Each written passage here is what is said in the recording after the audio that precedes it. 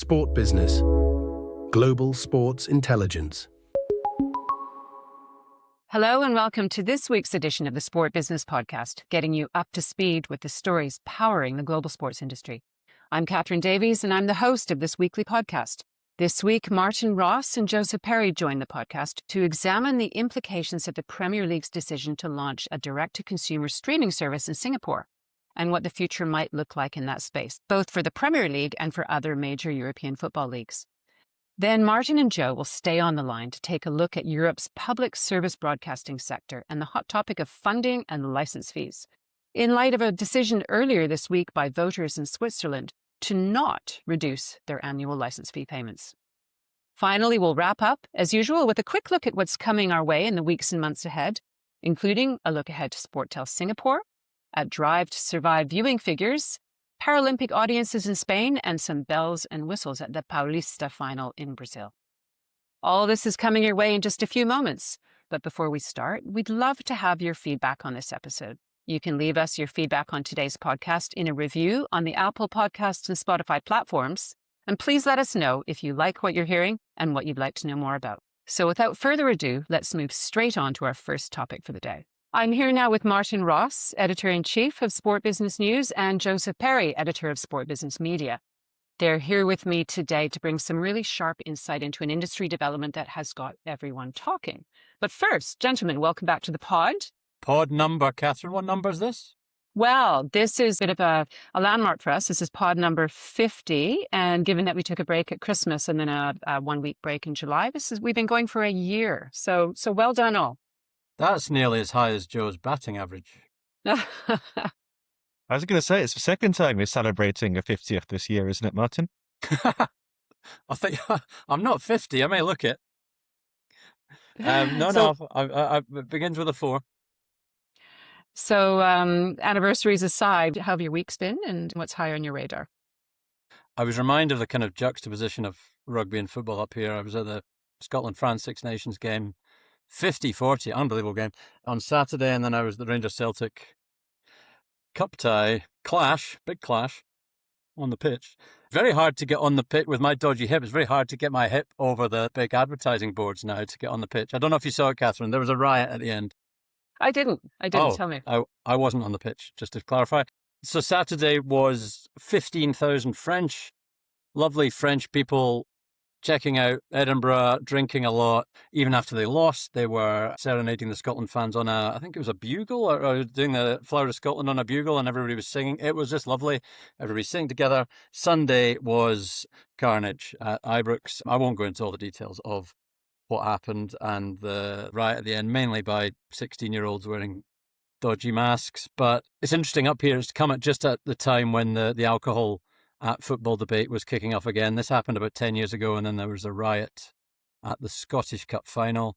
It's happened again at the Scottish Cup quarter-final. There were some trials, I think, up here for having alcohol at stadiums, and it just starts to affect... I know that you've talked about pouring rights and Guinness and the Premier League clubs, which is a different galaxy to up here, but yeah, good luck trying to, do a decent beer sponsorship in Scottish football, because you are not allowed to drink at games and haven't been allowed to since 1980 because of another riot at a cup final. So yes, not good news for selling beer sponsorships up here this week. Gosh, well, Joe, I don't think you've been involved in any pitch invasions. Where have you been for the last week?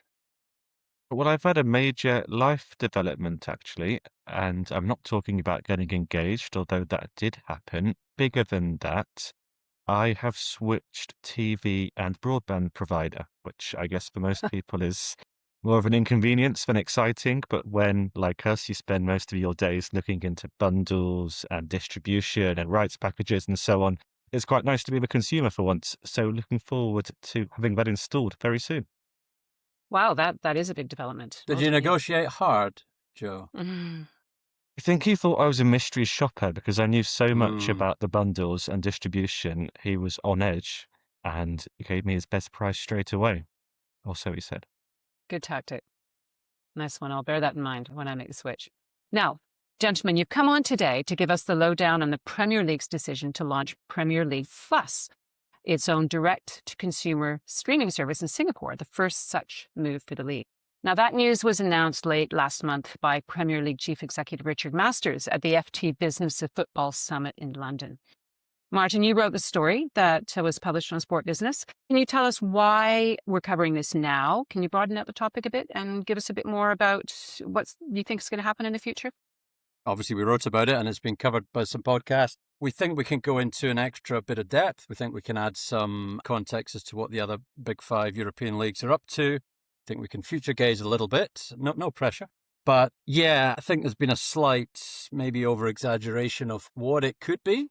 Maybe I'll just explain the nuts and bolts. I would say to read the story that we have in the blurb, obviously, but the basics of it are that the Premier League is going D2C in its first international market in partnership with StarHub, which has the rights. Now, StarHub acquired the rights from 22 to 28. Within that deal, it was kind of baked in that they could do this. So Premier League is now, from next season, exercising the right to do this. StarHub will continue to show matches, but Premier League Plus will stream all matches on an app, plus various shoulder content, all the kind of bells and whistles. Now, this goes back a long time. 2018, Sport Business Media reported that Premier League was working with Alvarez and Marsal. Sounds like 2 Spanish footballers, but it was a consultancy to look at what they would do from 22-23 onwards. Singapore was kind of eyed as one of the markets because StarHub and Singtel weren't bidding particularly aggressively at the time. So it is basically a very safe test of the market. I say safe in that, StarHub's still paying a rights fee, and obviously the Premier League's now getting OTT sales on top of that. But also, crucially, actually, is there risk? Possibly a bit of, reputational risk as to whether it will work. And, but I think streaming has come so far in the last 6 years. Richard Masters of the Premier League talked about this 6 years ago, even saying, they were waiting for it to get to a certain stage of tech quality, but also they didn't have to do it. So they will be able to lean on StarHub in terms of their CRM, in terms of their marketing machine. So they won't have to do it like completely all themselves, which is often the problem when leagues go OTT. So yeah, having said that, Richard Masters did talk about now, they're now out there going to have to deal with promotion, pricing, churn, distribution, and all the other things, which, as I say, they will be getting some help on that in this case. But if they go in other markets, which we'll discuss, they may be exposed to doing that for the first time, which is really interesting. And also comes on the back of, we've reported on this obviously previously, taking hold of the production, which was Premier League Productions with IMG, and now managing that kind of full content. So they have that.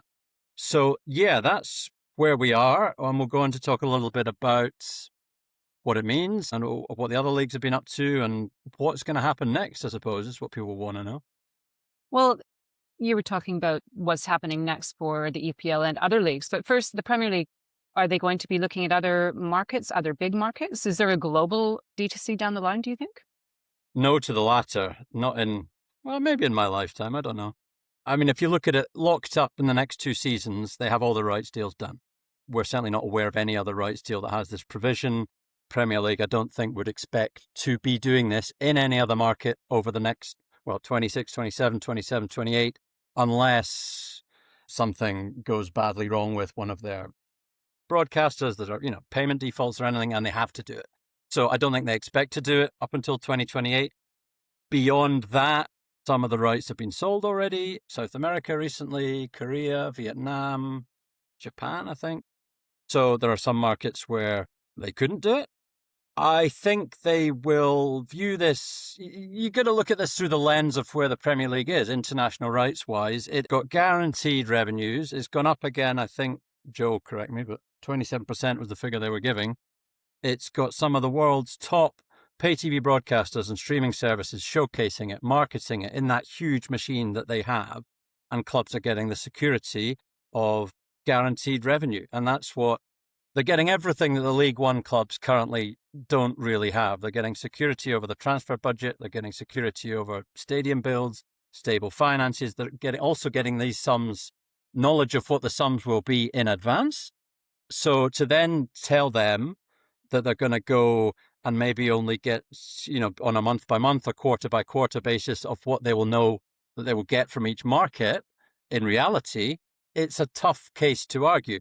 That's not to say there won't be cases where I think it does make sense. So I think the Premier League will now see this as an opportunity where there's not competitive friction.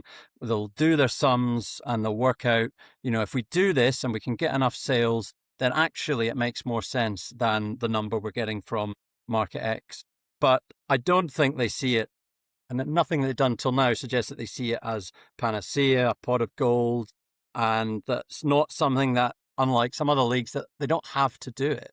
It is an add-on, and they can also do it in two ways. And they've kind of left that flexibility open, whether they go together with a broadcaster and say, look, we're doing this together and we'll lean on your marketing CRM, you also show games, or whether we go and fully exclusively go D2C in a market. And when they do that, the latter, I think that'll be a more interesting development than what's happening in Singapore.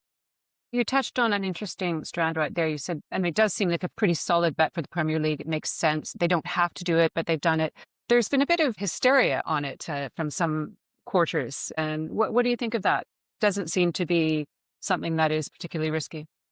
Yeah, I think you're right. There's certainly been some heightened interest. There are some UK news outlets who seem quite keen on this idea of a Premflix, a Premier League Netflix, and kind of see this as one step on the road to that.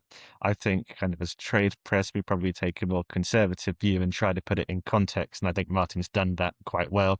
This is more of a test bed. It's an isolated case for the time being. In theory, it does kind of move us a little bit further down the road, you would say, in terms of moving to streaming first in more markets. And I think all of us are probably quite keen to see how this goes, especially other leagues. We're keen to see how the Premier League, from a position of strength, probably important to recognise that they're doing this from a position of strength rather than out of necessity, how this goes for them and what learnings they can take from their own properties. Well, let's look at the other big leagues. The travails of League One's service are fairly well known by now. We've touched upon it in previous podcasts. Martin, where do you think the other leagues are going to go after this announcement? Yeah, and there's two things, isn't it? I mean, there's League One who's doing it domestically, and then there is what all the big five leagues are doing from an international point of view. Just to make a point on the domestic, I suppose, as well, Austria mentioned this in a previous podcast, but Austria was quite an interesting test case of looking to develop an OTT in your home market instead of doing a rights deal with what is Sky, who they ended up doing the deal with. And again, the key point was the smaller clubs didn't want to give up guaranteed revenue. They were faced with a drop of 30% in year one versus what they would have got from Sky. And that was just too much to bear. So that's the hurdle we have for fully fledged domestic market OTT, the big stuff, as opposed to maybe picking off some international markets to go direct to consumer. That's still the issue. And as you say, League One has been staring that issue in the face, although I think it's done up to now. I think it's done maybe slightly better than some expected, around 1.15, 1.2 million subs. But now where does it move on from that, given the distribution issues? From a global point of view, which is kind of what we're talking in terms of what the Premier League is up to, I will let Joe jump in on Bundesliga maybe after I've talked about the other three. League One has replicated League One Plus in only a couple of markets, UK, Ireland, and Italy, although those are top-ups, if you like, because they have already a pay-per-view share deal, I think, with Amazon Prime. They also have a huge deal with BBC Alba up here for Serie A to show all the Scottish players. UK, Ireland, and Italy. Sky also has the rights in Italy, so it's not sort of 100% exclusively in those markets. For Serie A, Joe reminded me just before this pod, actually, and I'd completely forgotten that IMG in 2018 launched Serie A Pass on over 20 markets, which was meant to be a kind of pioneer. It didn't last very long. It was at a time when they were experimenting with this with Strive in the Nordics, which also didn't last very long. So Serie A, the noises we were getting, I think, a couple of years ago were that they were looking at this for the next cycle, but there's yet to really go big on it yet. Let's see what happens. There's a lot going on there with their international rights and private equity at the moment. La Liga is an interesting case in that they have all sorts of La Liga sort of owned and operated offerings. I mean, they have La Liga Channel, which certainly up until recently was part of a package in media rights deals that you could provide a kind of linear channel to broadcasters around the world, which has been taking lots of markets. So that was kind of providing the owned and operated on top of the broadcast deal, but also have La Liga Plus. Everything's plus, as we discussed before about the lack of imagination for names. La Liga Plus, confusingly, basically kind of multi-sports OTT that I think showed La Liga Santander, the second tier, in some international markets, but maybe doesn't now. And then they did go OTT in China 4 years ago in a 6-year deal, which also didn't last very long, with a tech company for the D2C there. So they've kind of played with it a little bit, but then also been active in the wider area. Bundesliga is interesting, and I'll let Joe talk you through that. And yeah, exactly where they are. That's right, Joe. The Bundesliga began testing its D2C platform in selected Asian markets back in, I think, 2024. Frank Dunn, our colleague, wrote about that. What can you tell us about that? Where are they now? Yeah, Bundesliga, by the way, it's a pass. It seems either a plus or a pass. Bundesliga is a pass. As you say, it launched a couple of years ago now on the One Football app in India, then rolled out into Vietnam and South Africa later that year. And it was interesting, actually. Kind of no sooner had Richard Masters made this announcement about Singapore, the Bundesliga put out its own press release saying that it was rolling into Kenya, and then Nigeria was to follow, almost as if to remind us that they'd been doing this for a while. And from what we gather, I think similar to the Premier League, the Bundesliga is very much in a test mode, try, test, learn sort of phase. I understand that one of those lessons that's been learnt so far is about just how hard it is to market and to acquire subscribers when you don't have the weight of a local broadcaster behind you. That said, I think the league is pretty happy about how things are going in South Africa, especially where the Bundesliga is working with a local mobile network operator, Vodacom. Something else that is perhaps more worth us keeping an eye on is the Bundesliga's investment in Dyn, the streaming company set up by the league's former chief executive, Christian Seifert. When the Bundesliga bought into the business last year, took a minority stake, it said it was creating the basis for a strategic global marketing option for the Bundesliga, and that the investment offered the opportunity to, quote, implement and distribute broadcast-ready products if required. So I think watch this space on that front. Dyn so far has its own streaming platform, recently announced that it was going to divide into 2 verticals, one to consumer, one as a business-to-business provider, and certainly the Bundesliga having a stake in Dyn does suggest that perhaps somewhere in the background they are working on plans, or at least allowing themselves to have the option of being able to roll something out, whether that's closer to home or in markets abroad. Without taking on all the costs as well, which is clever, because you have somebody operating already. Shrewd. I suppose it's not just the big 5 European leagues that we could take a look at. I know in Latin America, there's some of the smaller leagues have launched their own D2C channels. And most recently, we wrote about the league in Ecuador has just launched the Liga Ecuabet, which is now available in Spain. And so that's another tactic where they look at expats. And there's 500,000 Ecuadorian expats in Spain. So they've launched this new service, and apparently it's very popular. So another example, and of course, Argentina has launched its LPF Play with every single league except for the top tier. And it's done very well internationally as well. Lots of Argentinians abroad.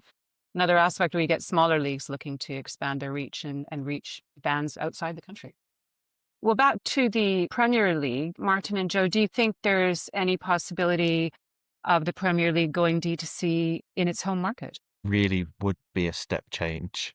I mean, you could do some quick maths, and that will show you quite how much this service would have to generate. And of course, as Martin's already mentioned several times, it's also about the risk that you take on. It's about having to take on that customer service element, having to deal with churn, having to deal with rights not coming to market, or having to deal with rights not being available in summer, for example. There are lots of reasons, I think, why it's in the Premier League's interest to develop the function and capability, but not to make a wholesale pivot at this point in time. And I don't know, Martin said he wouldn't see in his lifetime this happen. I don't know whether I'd see it in mine either. It's a huge change, and it requires a lot of clubs to be on board with taking a massive risk, which when you're the leading league in the world and your revenues are only going up, and you're dominant, perhaps not on the pitch this week in Europe, but you're certainly dominant in the financial leagues in Europe, it would be a massive gamble for a lot of risk and potentially not much more reward than you're currently getting. Yeah, I would agree. And I mean, having just learned at the beginning of the podcast, I am apparently 50. My lifetime is shorter than I thought, but it's miles away. I think it's absolutely miles away. Some of the reporting has been on this and whether it could happen. I just think, why are the clubs going to forego guaranteed money? I think the Premier League and Sky have together over more than 3 decades. Where is the groundswell of evidence that we've talked about international OTT, but where is the groundswell of evidence that domestic OTT works for a premium league? France would tell you the opposite. The Netherlands years ago they were kind of treading water really before Fox came in and invested. So why are you taking the most commercially successful football league in the world and taking that risk? Wider point of OTT, and I think it's really interesting what DFL or Bundesliga, as it's now branding itself, has done with Dine, because the costs and the resource issues, OTT can be a real slog. We're now 7 years on from Premier League first having a look at this, or 8 years actually, in terms of examining it. We're 7 years on from Christian Seifert talking about Bundesliga Pass as a big threat, to essentially a big threat to broadcasters around the world for their rights. And again, I'm flipping it back to the international side here, but have we moved forward? We've moved forward a hell of a lot in technology in that time, and I wouldn't underestimate how important it is for every one of these leagues to have a very close data-led relationship with its fans, of course. But as the primary broadcast outlet to monetize yourself, whether that be domestic or whether that be international, we've not actually moved on a huge amount in 7 or 8 years in terms of really successfully monetizing it and getting a big old check-in once you deduct the costs, etc., that makes a real difference vis-a-vis a broadcast deal. And think of the poor consumer too, having to subscribe to yet another service. I think that's one thing that might put me off, having 5 or 6 things on my Even if it's the only way to watch Tottenham, your favorite team. I hate to admit that I'm probably not watching Tottenham a lot more in the future. You should. It depends. It's quite funny watching them at the moment. I would advise you give them a watch. It's sad. It's tragic. It's disappointing. The Championship already has its own streaming service, doesn't it, Martin? Well, that's true. So I'll be able to follow Tottenham, you mean? Yeah. Mm-hmm. Got that. Right, gentlemen. Any other things to say about this topic, which I'm sure we'll run and we'll be revisiting it in a podcast upcoming. Final thoughts on it? Final thought, don't take out your Premflix subscription just yet. Yeah. And there you have it. Thank you very much, you two. We're going to take a short break, and then you'll both be back with me in the next section to talk about a new topic. Thanks very much. We'll be right back after a short break. From private equity to global media and US college sports, unlock the most trusted data and insights in our reports. Explore more at sportbusiness.com. Welcome back to the Sport Business Podcast, bringing you the latest sport business industry news and insight. I'm back on the line now with Martin Ross and Joseph Perry for a chat about public service broadcasting and the funding model in light of recent developments in Europe, particularly. Now, Martin, you wrote about something interesting this week. Voters in Switzerland have turned down the chance to pay less for their TV licenses. So before we get into what that means for the sports world, tell us what happened. And for the benefit of our listeners outside of Europe, can you explain what a TV license is? Yes, I'll go and get my bill and show you. I mean, a TV license is essentially a payment that a consumer will have to make every year in order to watch public service television here in the UK. That is the BBC. It's been able to help fund the programming, production, rights cost, everything that, the BBC relies on funding-wise. So it's for a payment, kind of like an annual subscription, really. You're paying to be able to watch and also access all the radio content, everything else. So, yeah, in Switzerland, when I lived there, it's particularly strict in that if you had any device in your home that was able to even receive a radio signal, even if you didn't use it, you had to pay a license. So super strict in Switzerland. Yes, and it's there used to be TV licensing ads when we were growing up with very scary people sitting in cars outside your house coming to get you. So to move on to Switzerland, yeah, there was interesting news just few days ago, really. Sunday, I think the vote was. It was an initiative to basically slash the annual sum from 335 Swiss francs, which is about 370 euros, to 200 Swiss franc. It was opposed by 62% of the Swiss public, which, yeah, good on the Swiss for saying no to paying less money. I don't know if it's a indication of maybe how well they're doing, but it's been a hot topic over previous years. In fact, the license fee was already reduced in 2020, already pretty high in Switzerland. It was reduced in 2020 and 2019. It was cut from what was 451 Swiss francs. So it has an impact clearly on SRG SSR, which is the Swiss public broadcaster, an EBU member. It's been welcomed by the EBU, as you can imagine. It will have an impact on maintaining their sports rights budget. So that's good news for rights holders, but also in their sports production. They've started to cut the production costs a bit, but keep them at a sort of certain level. Switzerland's kind of unique in that 4 different languages, French, German, Italian, and Romansh. So there's a lot of content to produce, lots of different linear channels.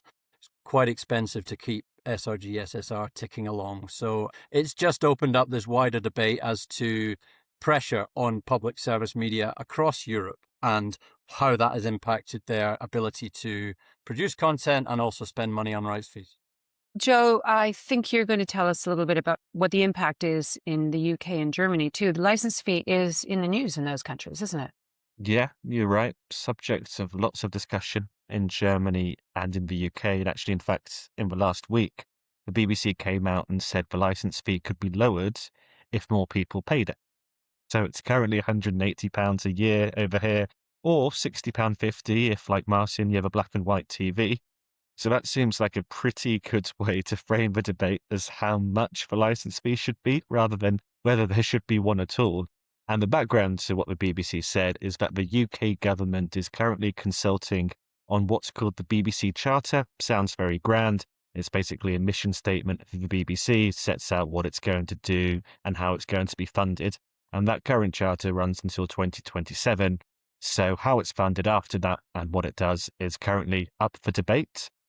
Seems like the government doesn't want to make major changes to the funding model, and it's said on record that it wants to keep some version of the license fee in place. But it has raised the possibility of putting some BBC content behind a paywall as an add-on subscription, or introducing adverts to some BBC services. Now, these are in what's called a green paper, so it's very early stages. All of this gets debated. There is no guarantee whatsoever that any of this will be the final version of the charter. But that's what's on the table at the moment. And at the moment, the BBC is relatively unique among public service broadcasters even, in that it doesn't have any ads in the UK, and its services are completely free. So if we come to why that matters for sport, well, the BBC broadcasts a lot of it, about 1,300 hours per year on TV, 1,400 hours per year on radio. What's interesting, actually, is that's only 1% of the total amount of sport broadcast in the UK. But the BBC is responsible for 40% of all sports viewing in the country.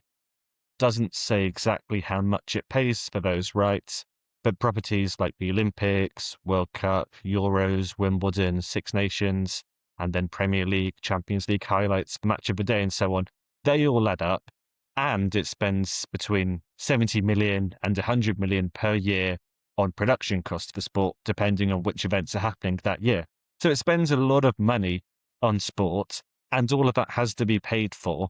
And last year, the license fee made up 2/3 of the BBC's income. But actually, the license numbers have gone down every year for almost 10 years now. So that doesn't suggest that it's a sustainable funding model. So if the BBC is going to continue spending as much money as it does on sports content, including rights and including production, it's going to need to either get a lot more from the license fee at a time when fewer people are paying, or it's going to have to develop other revenue streams. So that's definitely worth keeping an eye on over the next few months here in the UK. And then in Germany, as you mentioned, it's also a hot topic. Situation is a little bit different there. It's basically at a standstill. So in 2024, the commission responsible for setting the fee, and I'm going to attempt this, Martin, you can correct me on my pronunciation, the Rundfunkbeitrag. Is that okay? Rundfunkbeitrag. That's what I said. So they recommended that it should be increased from 220 euros per year, but not all of the states agreed. So in Germany's federal system, the states have to agree to it as well. They didn't all agree, so it's remained at the same level since then. And depending on elections over the next couple of years, it might stay that way even longer. There might be some more sweeping reforms. That's not clear at the moment, but what we do know is that it's affecting the public broadcasters, ZDF and ARD, and their ability to acquire sports rights in the meantime. Perhaps also worth noting that unlike the BBC, those broadcasters can show ads, but it's limited to 20 minutes a day and not after 8 p.m. So again, dependent on having that revenue from the license fee. And just to give an example of some of the rights that this has affected, International Handball Federation tournaments traditionally shown by the public broadcasters, but this time they weren't able to compete with commercial broadcasters for the rights. German Cup, the DFB Pokal, is another example. Initially, ZDF said it wasn't going to be able to buy any rights whatsoever due to financial constraints. It did end up buying some rights, but only half of what it had in the previous cycle, and that caused a delay to the overall process. And there are other examples too. So rights holders in Germany, I'd say, or rights holders selling into Germany, will certainly be hoping situations resolved fairly soon. Yeah, the advertising is an interesting bit and has been a hot topic in Germany. France as well, they kind of chipped away years ago at whether they could advertise in the evenings, which would have a huge impact on, obviously, Six Nations matches along the show in the evenings now, or French football international matches. And France Télévisions is under more pressure than I've ever known, actually, I think, to recoup some of its rights spending, so much so that it has sold on tranche of rights, including some France games to the Six Nations this year to TF1. So first time it's done that. It's looked at selling on some other sports rights as well. So it is a common theme that, and we know NOS in the Netherlands is under pressure, a common theme that they are feeling the pinch. Well, here's a question for both of you, a quick final question. We've previously discussed on the podcast whether streaming is the new free-to-air, as platforms like YouTube become capable of reaching audiences as wide as linear can. Now, with that in mind, are public broadcasters like SRG and the BBC still as important to sports rights holders as they once were? Perhaps they're not the be-all and end-all anymore, but I still think they are influential and unique in what they are for a number of reasons. I think for a start, they cover minority sports properties where there might be less of a commercial case as well, and other properties. Think of women's sports, for example, which helps those events before they reach commercial maturity to build exposure. Obviously helps the case the sponsors if you can say we're going to be shown at this time on one of the main channels in a given market.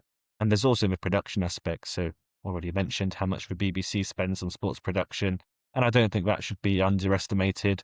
They really do put a lot of work, a lot of time, a lot of effort, a lot of money into their sports coverage. And then there's also the promotion and cross-promotion. So on terrestrial TV, that's incredibly valuable. And I think that's something you don't necessarily get with YouTube or a platform like YouTube, because every user has a unique viewing experience on YouTube. So perhaps 10 years ago, maybe you could have put something on the YouTube homepage and everyone would have seen it. But now we all have our own personalized homepages. Martin, I'm sure, will be shown golf and dog content. Catherine, I'm sure, plenty of triathlon. I won't go into what's shown on mine. But everyone has their own setup, is the point. And that means that things just get lost because you don't know what you're not seeing. I think we saw that with the UEFA Women's Champions League when it was on YouTube through DAZN recently. Unless the algorithm identified that you were a fan of women's football, you probably didn't know it was even there. Whereas public broadcasters like the BBC, at least on linear, they're beaming the exact same broadcast to everyone. And that's important, I think, in terms of guaranteeing exposure. And that's something that, for the time being, at least, I think it's still relatively unique.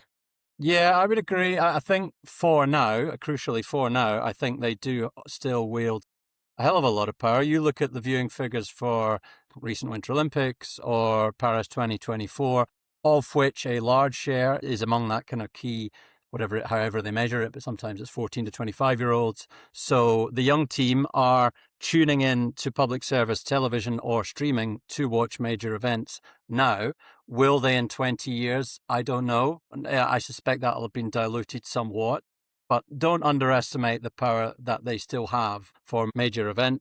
And yeah, I'm a big fan. On the same week that Hazel Irvine got an MBE, I would say that I'm a big fan of how BBC presents live sport. Bringing it back to the license fee debate, I think, and Joe had mentioned the kind of reluctance to spend. And I think that 12.5%, Joe informs me, of people in the UK are avoiding paying the license fee, and that number is going up. Not maybe directly related to piracy. I think that piracy is more really associated with, pay TV services perhaps, but they're up against a reluctance to pay, always have been. And I maybe end with a very small anecdote from here in Glasgow about reluctance to pay, which did amuse me, and it was more on the piracy side of things. That I overheard a woman in the pub, and she, in no uncertain terms, said that it was a bloody disgrace that she had got this. She said, I got this dodgy stick. I went to the bother of getting it chipped. And she said, you spend all that money, in her words, you spend all that money and then you've turned it on and you've seen everything anyway. It's an absolute disgrace. So I don't quite think she grasped maybe the sort of more nuanced element of the commercial damage and what she should have been paying for that content. But there is, in 2026, for sure, a reluctance to pay bigger than I've ever seen. Well, maybe the key is just to charge people through their taxes like they do in Canada. We have a $1.4 billion subsidy for our public broadcaster, which works out to about $175 per household that has TV. Wow. But then you only watch Netflix, though, you say. So well, I don't. You don't end up watching I pay the tax, but I pay the tax, but don't watch it. Yeah. Exactly. That's it. Yeah. There you have it. Right. That was a good, thorough discussion on public service broadcasting and license fee funding. Thank you very much, gentlemen. We're going to take another short break, and we'll be back for the final section where we wrap up the podcast with a look at what's coming in the weeks ahead. We'll be right back. Stay ahead in the business of sport with trusted news, data, and analysis across media rights, sponsorship, and more. Explore our subscription options at sportbusiness.com. Welcome back to this final section of the Sport Business Podcast, where we take a look at notable events and developments coming our way in the near future. Martin and Joe have come back on the line to tell me about what is grabbing their attention in the industry this month. Joe, you are about to board a plane in a few days or a couple of weeks to head off to Singapore. Tell us what you're expecting there. Yeah, travel permitting, I'll be in Singapore a week on Tuesday. Looking forward to Sportel Singapore. It's back in Singapore this year. It's going to be my first Sportel actually outside of Monaco. So looking forward to that. And I'm also hosting a couple of panels while I'm there. One with local broadcasters about what buyers want, which should throw up some interesting insights. And then one with Serie A, La Liga, IMG, all about selling European football into Asia. And we often hear how difficult the Asian market is. So looking forward to hearing about what they're doing and why, and what lessons they've learned along the way. So it should be a good trip, and I'll make sure I send you an audio postcard. Fabulous. Sportel in Singapore really is a wonderful event, isn't it? Well, you haven't been, but I've been a couple of times, and it's just a really nice atmosphere. It's a beautiful city, so you'll enjoy it. And I'll look forward to hearing what you have to say. What else are you looking at? Do you have any other business that has caught your attention? Yeah, I do actually. As we mentioned on last week's podcast, last weekend was the start of the F1 season. Really good race, divided opinion. I enjoyed it personally.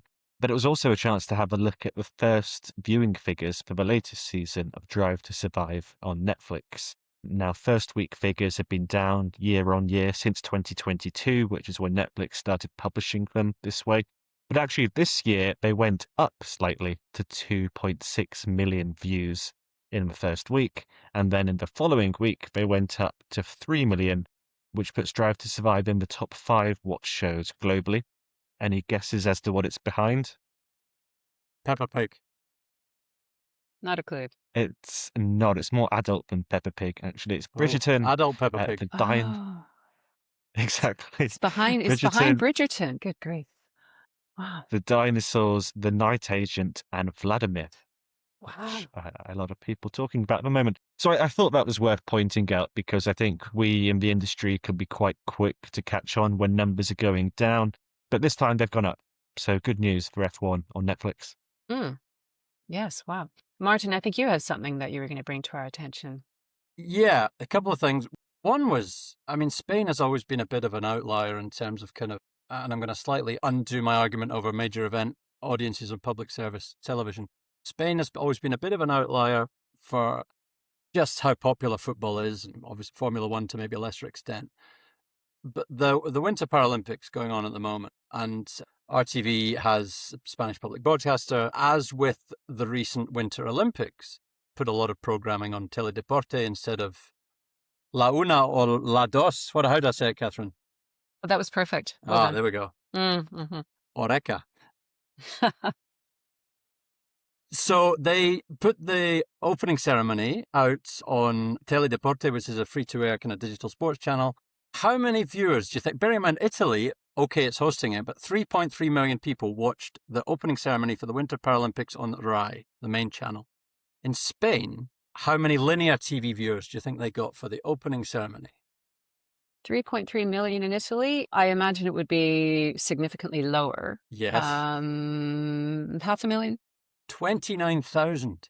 Ooh. I mean, wow. it's horrific. And it does, I mean, I'm wondering whether Spain needs maybe the kind of same conversation and action that Channel 4 and I imagine the British Paralympic Association took back in 2012 to really cover it in a different way. But that would really concern me. I mean, the caveat being it excludes all the viewers on RTV Play, the streaming service. But for them to be getting that low an audience for an opening ceremony to the Winter Paralympics, in comparison to strong audiences in most of the major other European markets, and EBU has a deal, really would put the pressure on Spain. And I would love to know what the plan is to try it. And it's a shame because there was, I think, 2 gold medalists. An alpine skier won 2 gold medalists in the first couple of days of the Winter Paralympics. And there's just very, very little audience for it in Spain. That was my serious note. On a less serious note, I don't know if you watched the Paulista final between Grêmio Novorizontino and Palmeiras, which is a lot easier to say. There was a really cool activation. So if you remember all the kind of car sponsorships that used to have a toy car that would bring the ball on before the game, which became very famous at the Euros of bygone years, the new thing is planes. So there was a plane drone, which actually looked like an Airbus A321, which had a ball underneath it, and they flew it with the camera, and you could watch the camera footage into the stadium at the beginning of the second half. LATAM Airlines was the sponsor in the activation, and it dropped the ball so that they could then place it on the center spot, which I just really enjoyed it. It was really cool. I'm wondering whether that's now going to take off, there we go, or land in other countries or not. As part of the activation, actually customers, and I know we talked about in-flight rights very recently, Catherine, but they also had the ability to watch the game live on YouTube on their flights for anybody who was flying at that time, although it would depend how good the Wi-Fi was, I suppose, and we certainly discussed that on the pod, isn't that improving? But yes, very cool. I would like to see airplanes coming to sports soon. Roland Garros did it many years ago with Emirates as an activation. They had a rail cam with an Emirates plane going above the court. So let's see whether it's lots of airplanes taking to the skies above sports events. Fabulous. I think in North America and Europe, we often tend not to cast our eye to what they're doing in places like Latin America, but they really are doing some pretty advanced, funky things down there, aren't they? And I suppose I could mention Kaze TV again. It's been a while, but I did try and mention them every podcast for all the fantastic things they're doing. And now they're looking to expand in Europe and elsewhere, having launched in Portugal. So let's not... keep an eye out for them in the Portuguese Premier League tender, maybe an outsider. Yeah. Yeah, that would get them in, wouldn't it? Having a chunk of rights to the domestic league. Mm-hmm. It wouldn't be a 50th podcast, would it, without a quick Kaze mention? Well done. Yeah, and true. On to the next 50. They only got mentioned in 49 of them, so. Yeah, well, there you go. Well, that has been another bumper podcast. Thank you so much. We'll be back next week. We'll have some interesting commentary from Jonathan Rest, who's flying out to New York and Toronto to speak to some of the movers and shakers in the business there. I'm sure you're off to a busy week, and Joe, you'll be heading off to Singapore soon. Thank you very much. We will wrap up the podcast for this week, and we'll be back with more next week. To our listeners, if you want to know more about today's stories or any of our other reports and analyses, and especially if you're looking for the world's largest collection of accurate rights fees across media and sponsorship, you know where to go. Take a look at subscription options on our website or get in touch with us via email at info@sportbusiness.com. And that's info@sportbusiness.com. And as always, if you enter the code SBPodcast30 at the checkout, you'll get a 30% discount on annual and monthly Sport Business subscriptions. Please don't forget to share your thoughts on this episode and give us your feedback in a review on the Apple Podcast and Spotify platforms. And watch for our weekly LinkedIn posts promoting the podcast, where, of course, you can also leave a comment. Thank you for tuning in, for reading, and for subscribing. I'm Catherine Davies, and we'll be back again next week with the Sport Business Podcast.